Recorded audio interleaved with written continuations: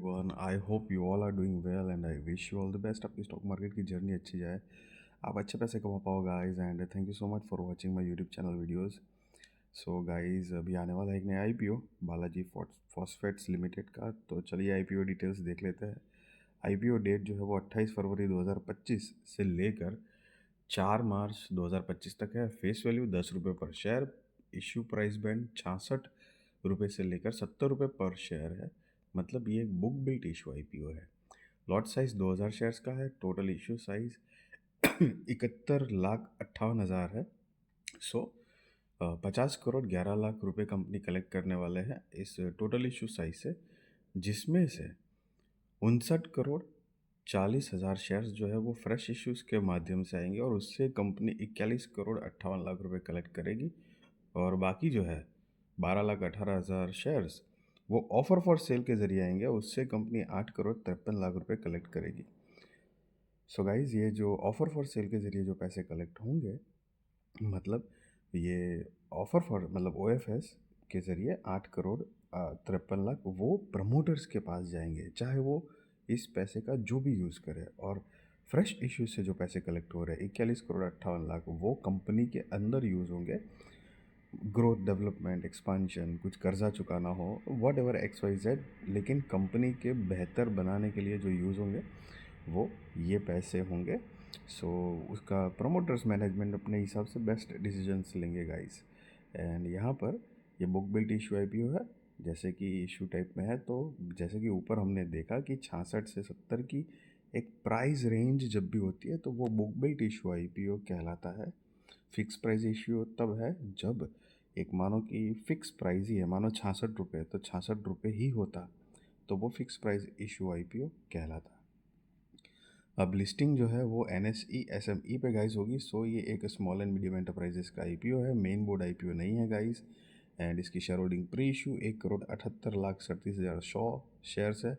And share holding post issue 2 crore 37 lakh 77 हज़ार 100 shares है।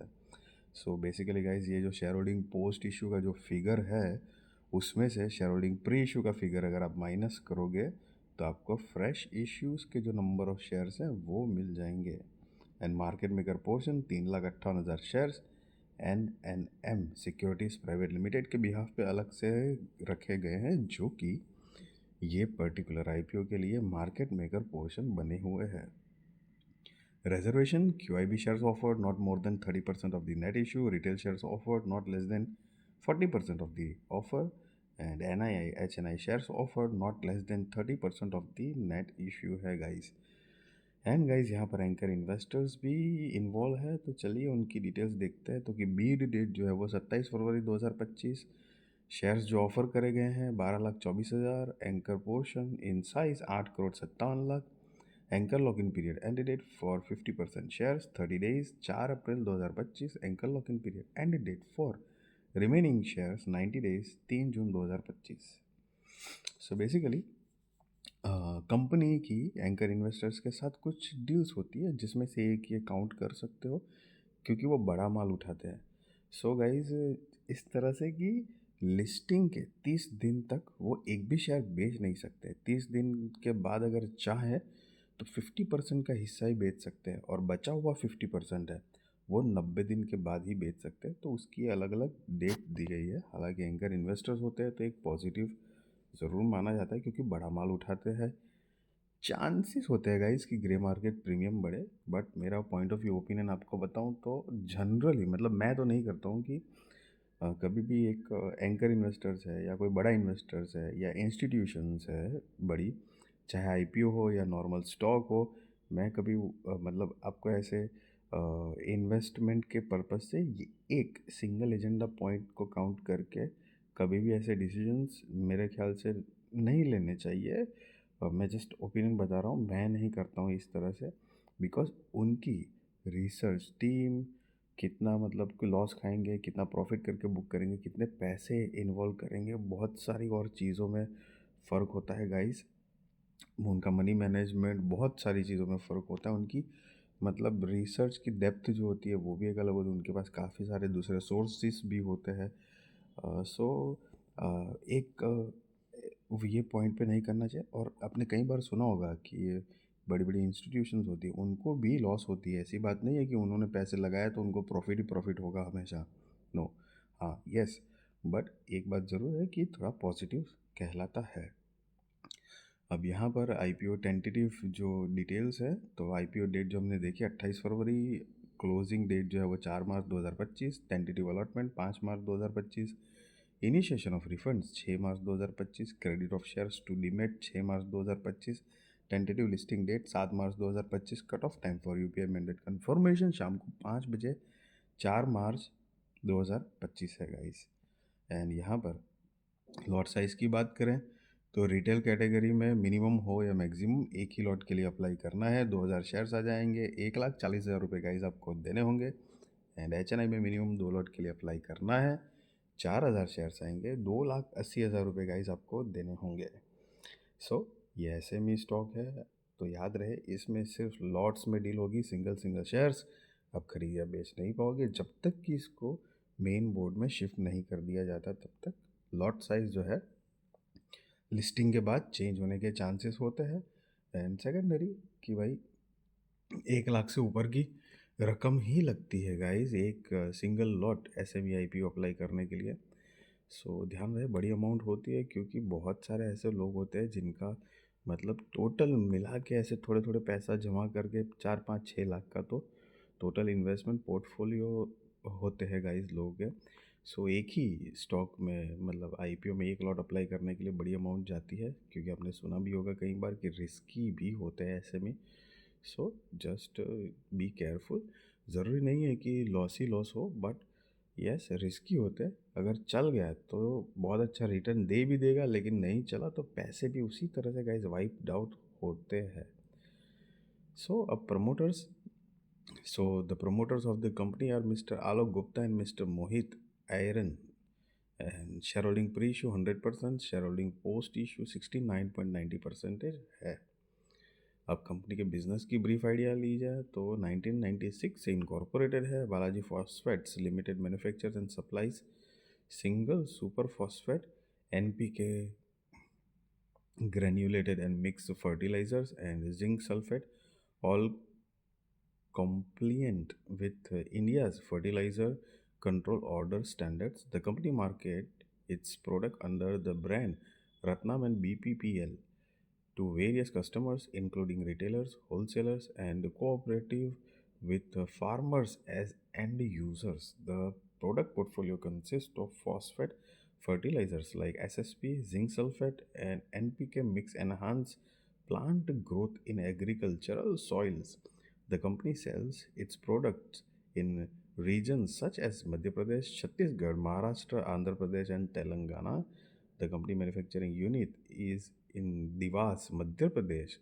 So basically, guys, Madhya Pradesh MP based company है as of 31st March 2024. The company manufacturing unit had capacity of 1,20,000 MT per year for single super phosphate, 3300 MT for zinc for sulfate, and 49,500 MT for NPK granulated and mix.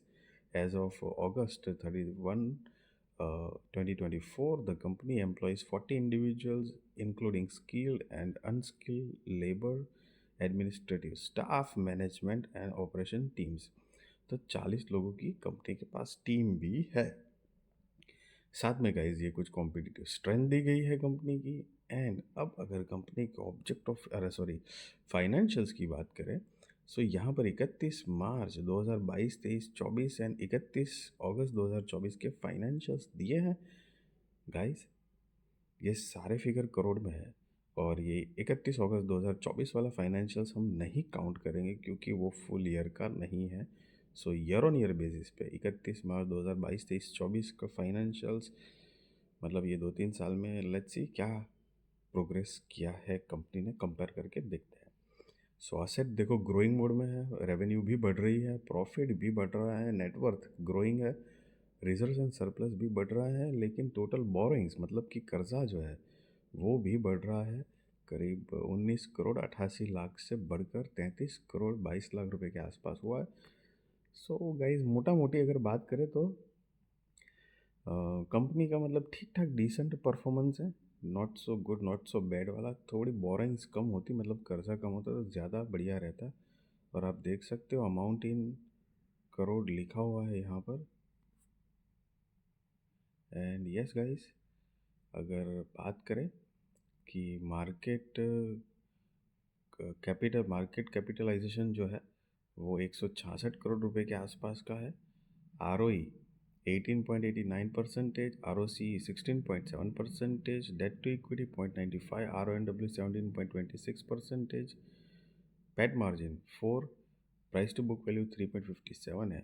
And guys यहाँ पर E P S pre I P O 3.39, post I P O 4.19, P X pre I P O 20.67, post I P O 16.72 है guys.